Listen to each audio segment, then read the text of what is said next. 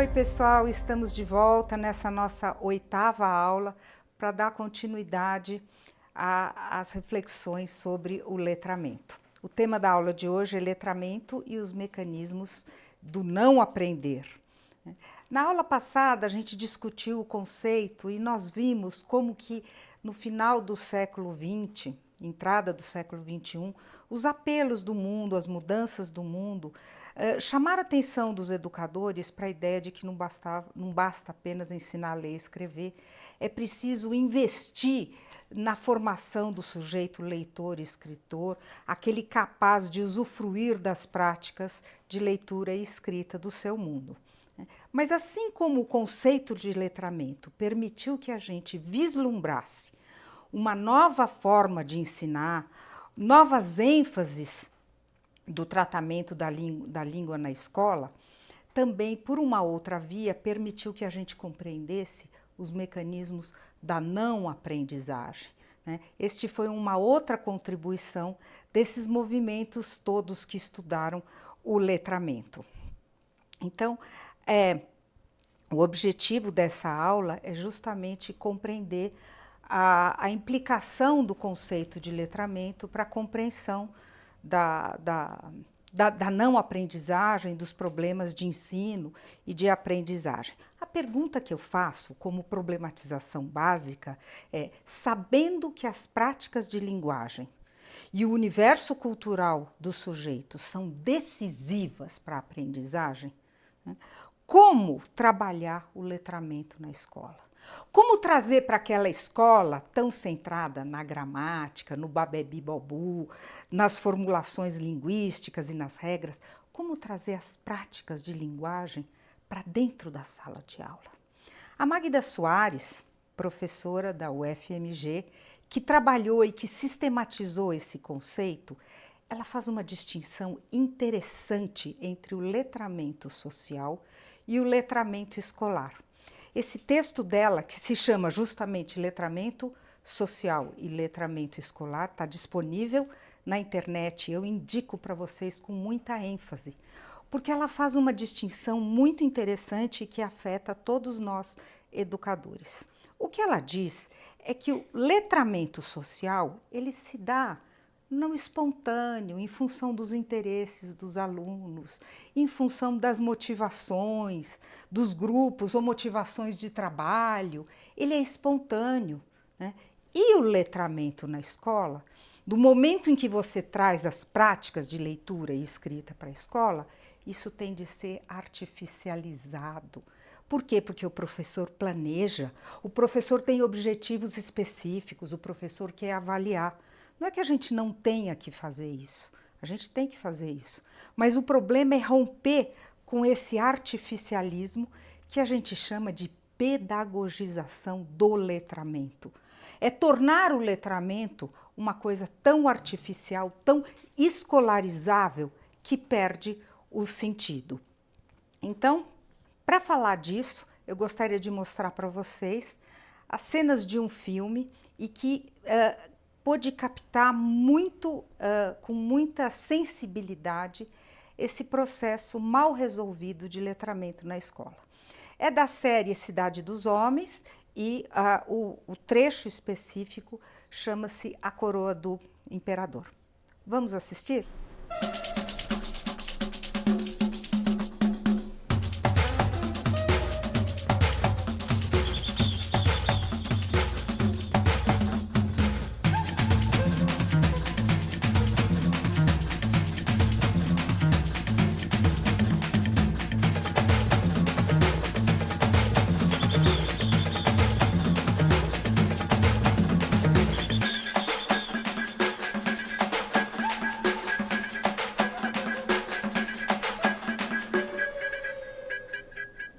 A independência brasileira está diretamente ligada aos acontecimentos da Europa do século XIX. Napoleão queria conquistar a Inglaterra. Professora, o que é xi? Não é X, gente. Vocês estudaram isso na aula passada, é 19 algarismos romanos. Napoleão atacou a Inglaterra pelo mar, mas perdeu na Batalha de Trafalgar de 1805. Morreram os quantos, professora? Quantos morreram não interessa. Vamos continuar a aula? Peraí, professora. Ele percebeu... Oi. O que tem a ver os romanos com isso aí? Não tem romano nenhum. Ele percebeu que era muito difícil conquistar a Inglaterra, que é uma ilha. Napoleão era romano, não era? Não, Napoleão era francês. Ele conquistou quase toda a Europa, menos a Inglaterra e a Rússia. Troca. Que armas eles tinham, professora? Deixa eu terminar a aula, querido.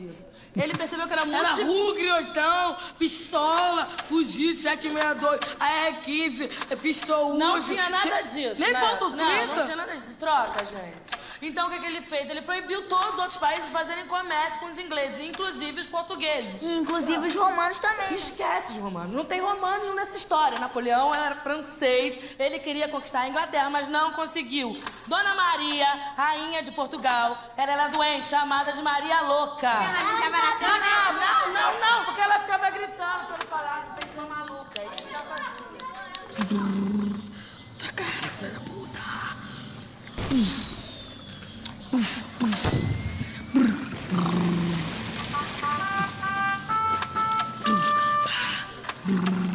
Ele está vivenciando a história, ele está elaborando a ideia. Morrer, filha da puta. Esse é Dom João, filho dela. Pra salvar a coroa. Muitas coisas rolam para além da aula em si. No dia 29 de novembro de 1807, ele vem para o Brasil e de uma esquadra de 36 navios com 15 mil pessoas, entre nobres funcionários de alto escalão. Pra que 15 mil pessoas? Pra salvar a coroa, pra vir sair de Lisboa para o Brasil. Isso tudo só por uma coroa? Gente, posso dar aula? Eu posso dar aula. Dá licença. Calma aí. Peraí, tem um passeio. Tem um passeio. Tá, tem mais um slide, passa aí. Essa aqui, ó, é a coroa portuguesa. É uma das que tem lá em Petrópolis, tá legal? A gente vai assistir, vai ver isso aí de pertinho. Gente, é R$6,50 de cada um. Tem que trazer a autorização do pai e da mãe. O que a gente tem nessa situação? Observem que a professora, ela tem um material bem interessante. Ela tem umas fotos de época bem ilustradas, uma sequência quantitativa e qualitativamente interessante. Mas o que é que não rola? Não rola é a língua da professora, é a postura da professora que quer passar conhecimento, garantir a matéria, né, e que traz para o aluno de uma forma artificial, sem considerar a realidade do aluno, né, e que não estabelece dentro da sala de aula o diálogo com esse aluno. Veja que os alunos até tentam compreender a situação. Tem um aluno lá e fala, professora, o que é xi? E ela fala, não é xi, é algarismo romano. E ela continua sem dar a explicação para o menino. As crianças, a gente vê que eles até tentam puxar alguma relação daquilo que ela está falando com a realidade, mas ela está mais preocupada em passar o conhecimento. O que fica claro é que este problema, esse desacerto, esse descompasso da língua da professora e da língua dos alunos, do tratamento que está posto na linguagem na escola, incide muito mais nos alunos de classes populares, justamente porque estes são os que estão muito mais distantes dos valores do que a escola quer transmitir, do conteúdo escolar. Vamos assistir então a segunda parte do vídeo?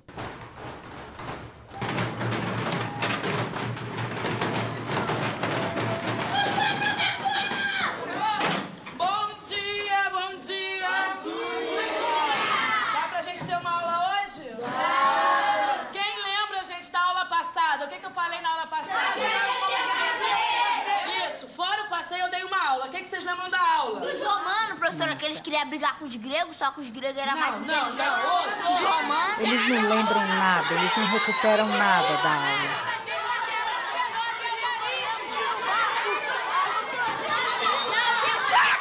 Chega! Gente, não vai ter mais passeio nenhum. Vocês não sabem nada. Pra que vamos pro passeio?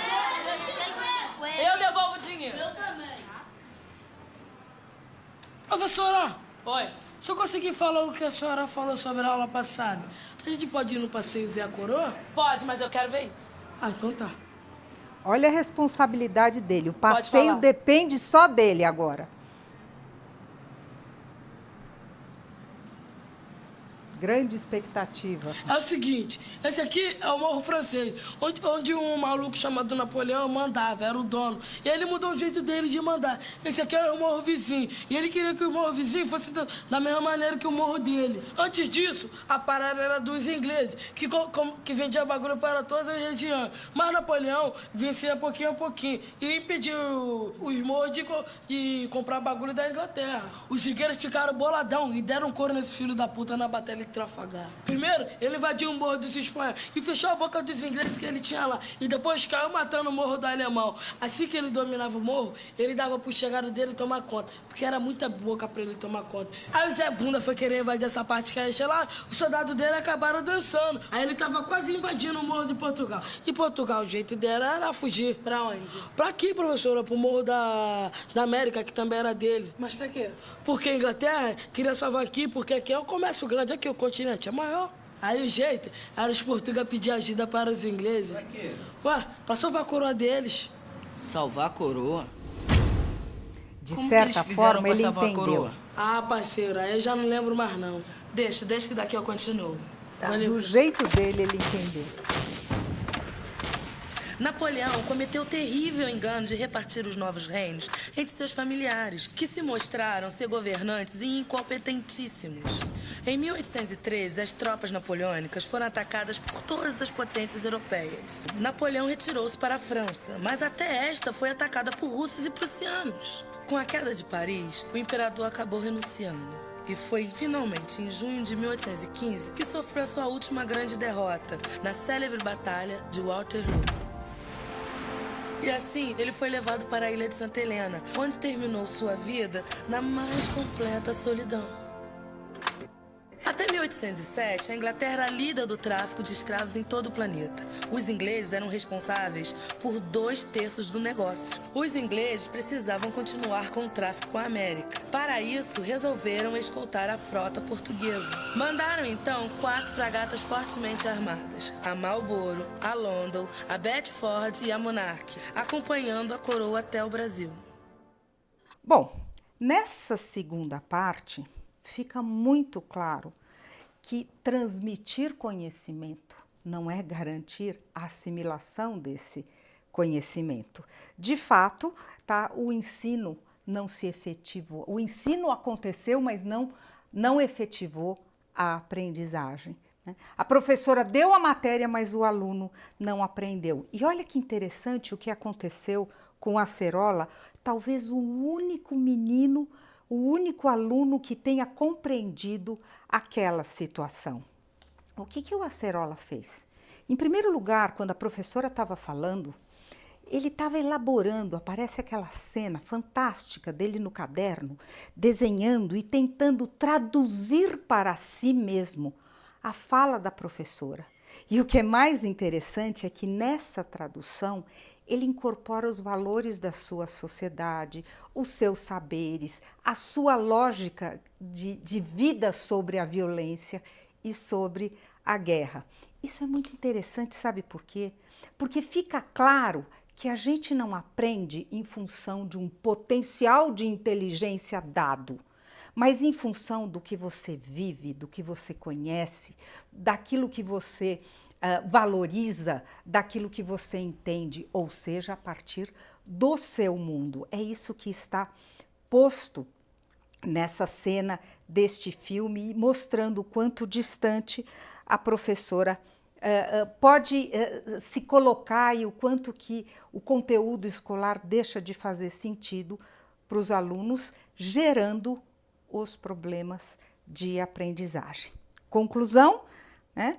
O que a gente tem é, neste filme, a gente pode olhar com melhores olhos, né, a história do fracasso escolar, né, vendo que o fracasso escolar não é uma questão de incompetência ou de carência, mas uma questão de abandono do aluno, daquela professora que não consegue fazer a mediação entre o nosso mundo e o conteúdo da escola. Essa ideia é chave para a gente compreender a questão da eficiência, do sucesso e do fracasso escolar. Então, para finalizar, eu vou situar para vocês 4 aspectos específicos e muito conhecidos dos professores sobre os supostos problemas de aprendizagem. Em primeiro lugar, é aquilo que os professores chamavam antigamente de aprendizagem lenta.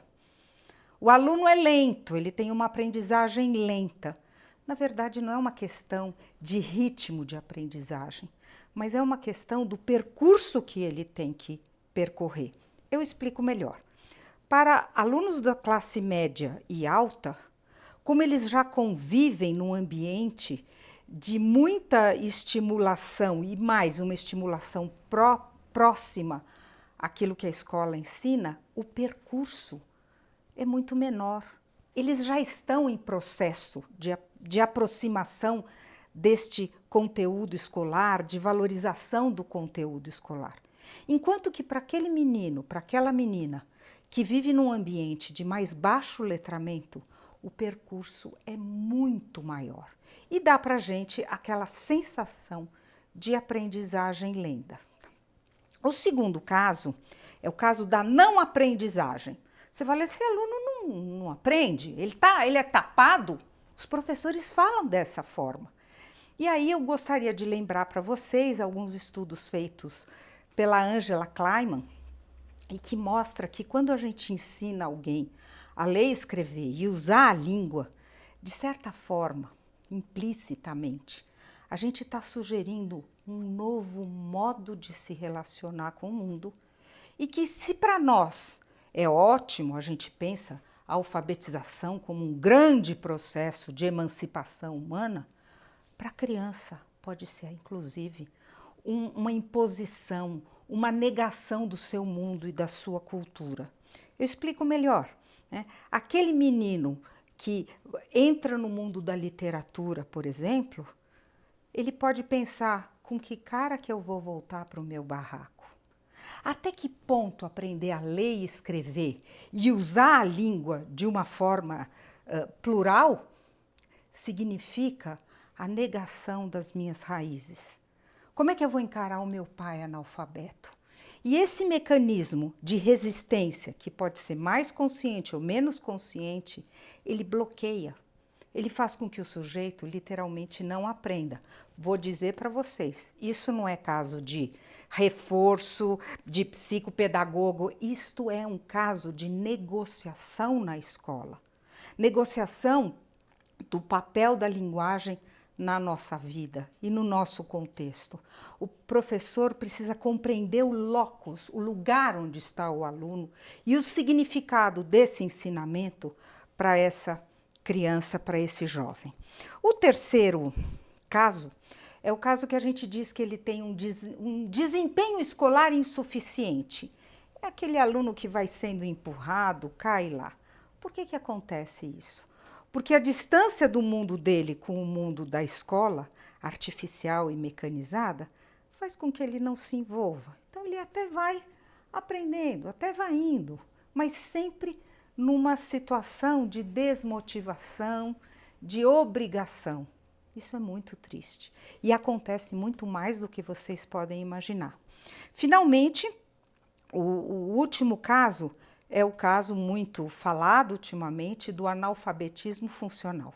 São pessoas que entraram na escola e supostamente aprenderam a ler e escrever, mas não são capazes de fazer uso disso. E por quê?